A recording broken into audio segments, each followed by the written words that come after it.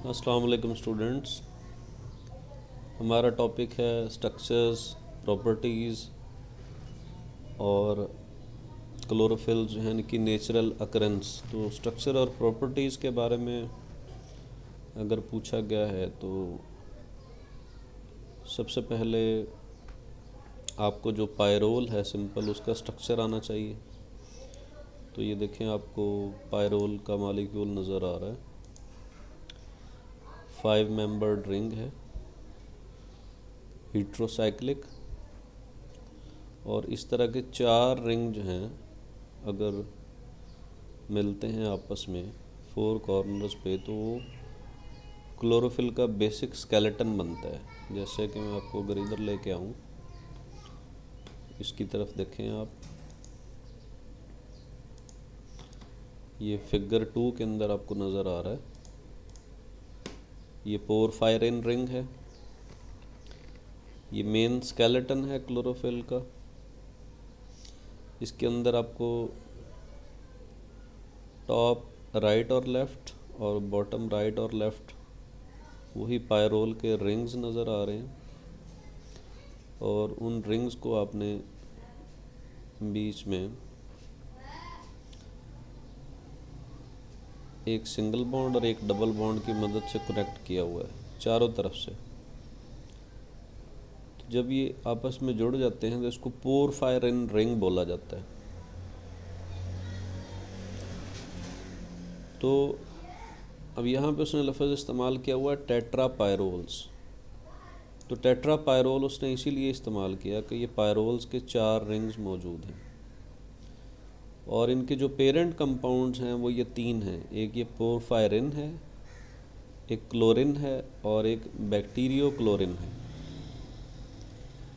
इन skeletons में ये जो आपको बज़ाहिर एक जैसे नज़र आ रहे हैं, इनमें अगर डिफरेंस है तो सिर्फ कॉन्जुगेशन का है, पाई बॉन्ड्स का है। कि अगर आप इसको देखेंगे तो पोरफायरिन में आपको तकरीबन 11 डबल बॉन्ड नज़र आएंगे पूरे के पूरे स्केलेटन में, जबकि क्लोरिन और बैक्टीरियो क्लोरिन के अंदर आपको सिर्फ 9 डबल बॉन्ड नज़र आएंगे। तो ये दोनों के अंदर, क्लोरीन और बैक्टीरियो क्लोरीन के अंदर 9 बॉन्ड्स का होना और पोरफायरिन के अंदर 11 डबल बॉन्ड्स का होना ही variable degree of pi electron है। और चूंकि ये बड़ा मालिक्यूल है इसलिए उसको उसने मैक्रो मालिक्यूल के नाम से याद किया।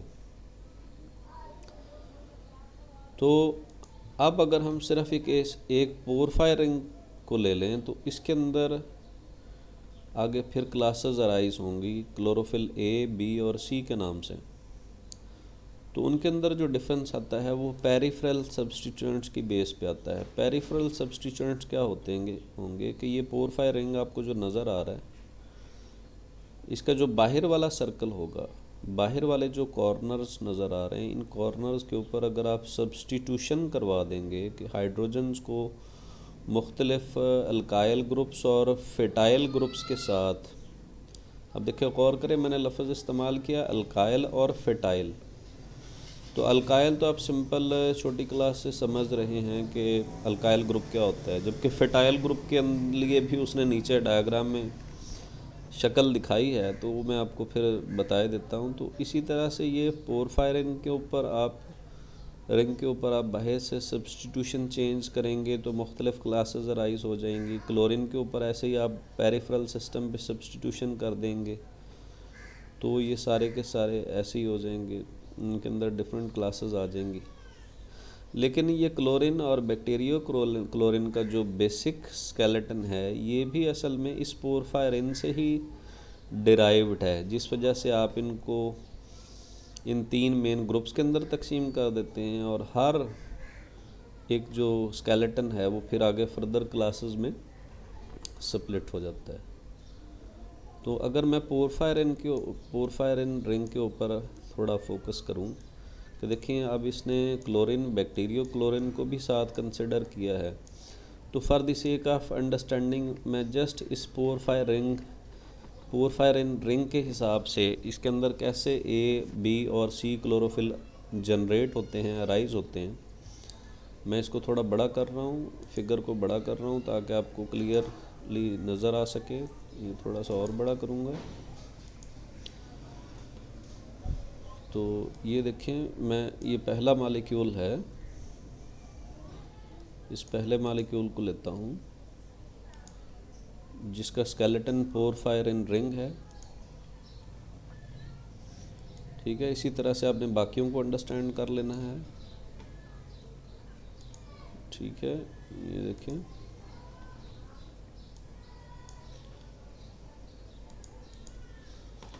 आप देख रहे हैं कि ये चूँकि ये सारे के सारे ये ग्रुप्स हैं, या ये जो क्लोरोफिल की जो क्लासेस हैं, ये भी कोऑर्डिनेशन कंपाउंड्स के ज़ुमरे में आती हैं कि इनमें सेंट्रल एटम तमाम में मैग्नीशियम है, और जो पायरोल्स के नाइट्रोजन थे वो इसके साथ 2 कोवलेंट बॉन्ड बना लेते हैं, 2 कोऑर्डिनेट कोवलेंट बॉन्ड बना लेते हैं।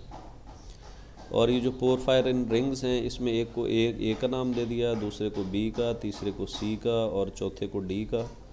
और फर्दर सब्स्टिट्यूशन के हिसाब से ये जो मज़ीद एक ग्रुप बन रहा है, लेकिन ये पायरोल नहीं है, 5 मेंबर्ड कीटो ग्रुप है, कीटो रिंग है, तो इसको आपने ई का नाम दे दिया।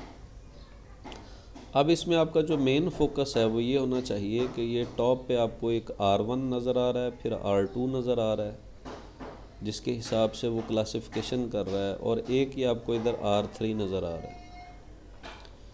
तो इस R1, R2 और R3 की बेस पे आप इसको क्लोरोफिल A, B और D का नाम दे देते हैं। ठीक है, देखें, क्लोरोफिल A कब होगा? जब आपने R1 के आगे उसने लिखा हुआ है VN। VN का मतलब विनाइल ग्रुप होता है। अब विनाइल ग्रुप अगर मैं यहाँ पे प्लेस करूँ तो मैं कुछ उसको इस तरह से करूँगा कि ये देखें, अगर मैं इसको ड्रा करूँ तो ये सिंपल मेरे पास एक डबल बॉन्ड है, और उस डबल बॉन्ड के साथ जो है वो आगे एक सिंगल बॉन्ड है। मतलब यहाँ पे ये CH2 है, ये CH है, और ये आगे बॉन्ड है। तो यहाँ से जब ये कनेक्ट हुआ होगा, अगर मैं यहाँ पे इसको इस तरह से लिख दूँ तो आपके लिए और आसानी हो जाएगी। ये देखें, ठीक है, ये CH है, CH2 है, और ये मैं इधर CH कर देता हूँ। ये विनाइल ग्रुप है आपका। इस विनाइल ग्रुप को जब आप यहाँ से इस पोजीशन से इस पोरफायरिन रिंग के साथ कनेक्ट करेंगे तो ये VN कहलाएगा। तो देखें, R1 की जगह पे आपने VN विनाइल ग्रुप प्लेस करना है, R2 की जगह पे आपके पास उसने Me लिखा हुआ है, मतलब इसका सिंपल मिथाइल ग्रुप है जो कि अल्काइल ग्रुप है, और R3 उसने फेटाइल लिखा है। अब फेटाइल इसी फिगर के अंदर नीचे उसने बताया है कि ये फेटाइल ग्रुप, ये जो R3 लिखा हुआ है इसके बॉटम पे, ठीक है, जहाँ पे एस्टेरिक ग्रुप है आपको नज़र आ रहा है, एस्टेरिक ग्रुप, और यहाँ पे R3 उसने लिखा हुआ है। तो ये फेटाइल ग्रुप भी आपको दिखाई देता हूँ। तो ये A टाइप का क्लोरोफिल था। B टाइप में R1 वो सेम विनाइल ग्रुप रहता है, जबकि R2 अब चेंज हो रहा है, ये मिथाइल की बजाय फार्माइल ग्रुप है, जिसको आप अल्डिहाइडिक ग्रुप बोलते हैं, और R3 वो फेटाइल है। तो तीनों के अंदर R3 जो है वो फेटाइल है, और सिर्फ R1 और R2 में फ़र्क आ रहा है। जबकि D के अंदर अगर आप देखें तो आपके पास देखें R1 C फार्माइल ग्रुप है, और R2 आपका मिथाइल ग्रुप है। तो इस तरह से ये 3 क्लासेस जनरेट हो जाती हैं। तो इसी तरह आप क्लोरीन और बैक्टीरियो क्लोरीन जो है उसको आप क्लासीफाई कर सकते हैं और अंडरस्टैंड कर सकते हैं। अब आ जाएं कि ये R3 जो है इसमें फेटाइल ग्रुप कैसा होता है। तो ये मैं फेटाइल ग्रुप आपको दिखाने जा रहा हूँ। फेटाइल ग्रुप क्या है, आपने इसको कैसे याद करना है, ये देखें, ये नीचे उसने स्टीराइल ग्रुप दिखाया है, और ये ऊपर वाला फेटाइल ग्रुप है। फेटाइल ग्रुप को आपने कहाँ से पकड़ना है कि ये देखें, जो CH2 आपको नज़र आ रहा है, ये जो बॉन्ड है, ये बॉन्ड वहाँ पे मौजूद होगा उस R3 की जगह पे, यहाँ से ये कनेक्टेड होगा। और आप यहाँ पे अगर इसको काउंट करें तो तकरीबन आपको कार्बन देखें कितने नज़र आ रहे हैं, 1 2 3 4 5 6 7 8 9 10 11 12 13 14 15 और 16। तो ये 16 कार्बन अनसैचुरेटेड चेन है। अनसैचुरेटेड चेन इसलिए मैंने बोला कि इसके अंदर आपको एक डबल बॉन्ड भी नज़र आ रहा है।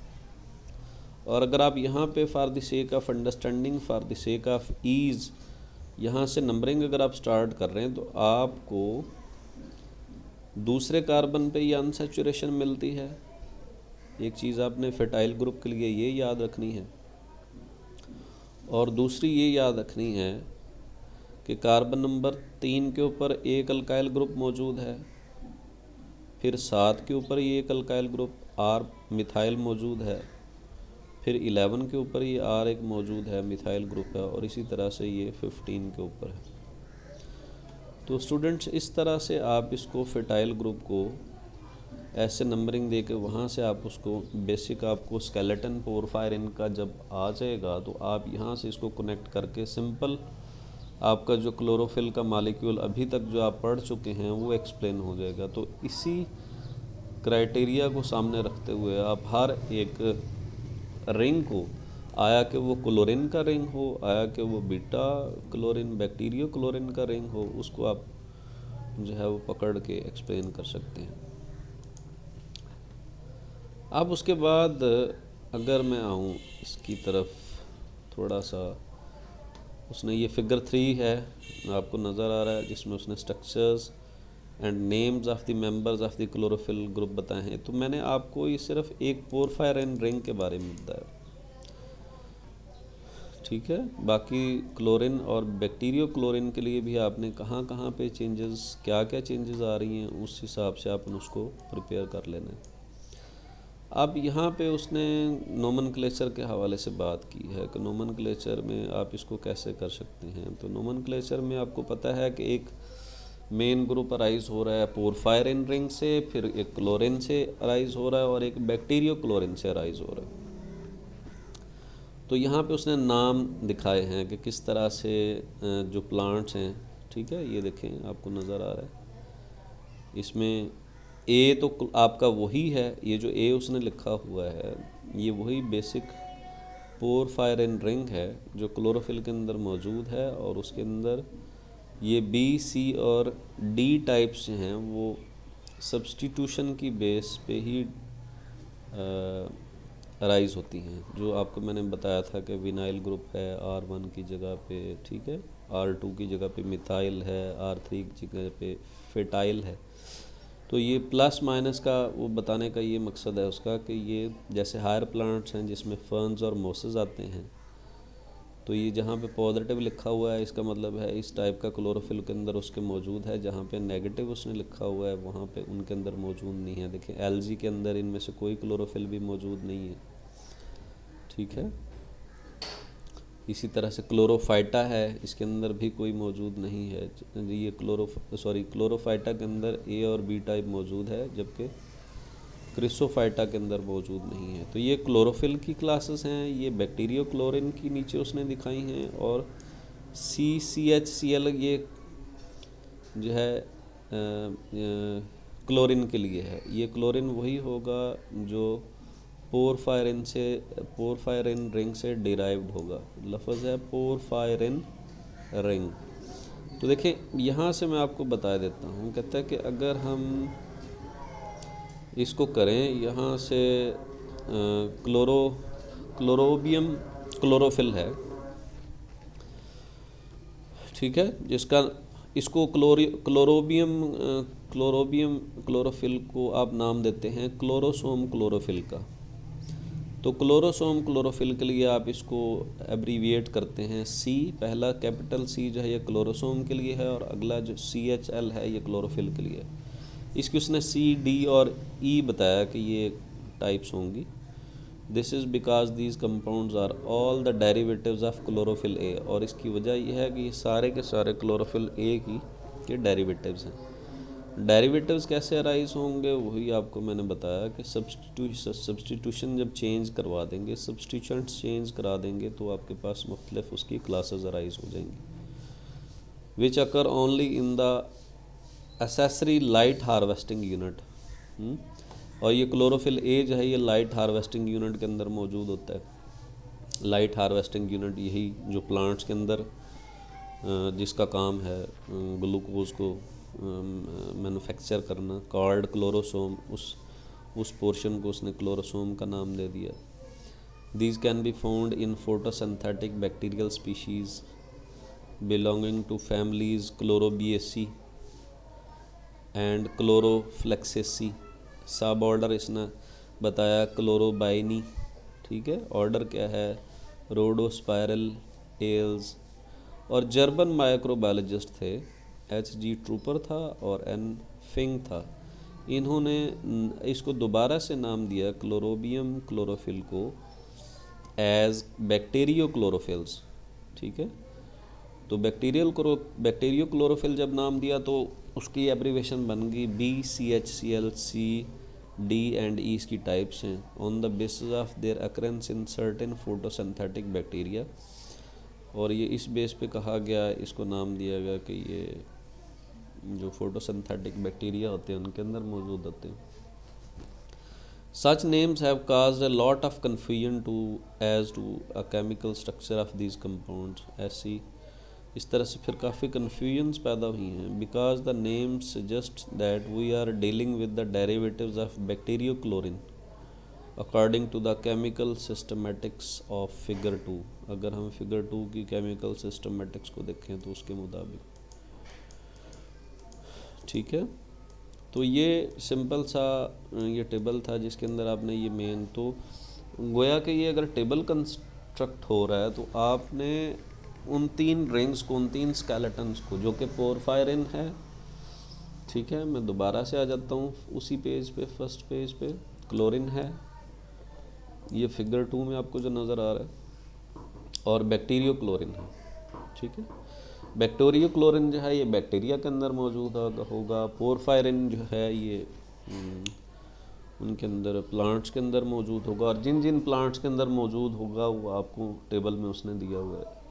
लेकिन ये बात याद रखनी है कि ये क्लोरिन का जो स्केलेटन है और बैक्टीरियो क्लोरिन का स्केलेटन है, मैं फिर से रिपीट कर रहा हूँ, ये दोनों के दोनों इस पोरफायरिन से डिराइव्ड हैं, और इनमें सिर्फ अनसैचुरेशन का फ़र्क है कि क्लोरिन के अंदर और बैक्टीरियो क्लोरिन के अंदर जो अनसैचुरेशन है वो थोड़ी कम है, पोरफायरिन के अंदर ज़्यादा है।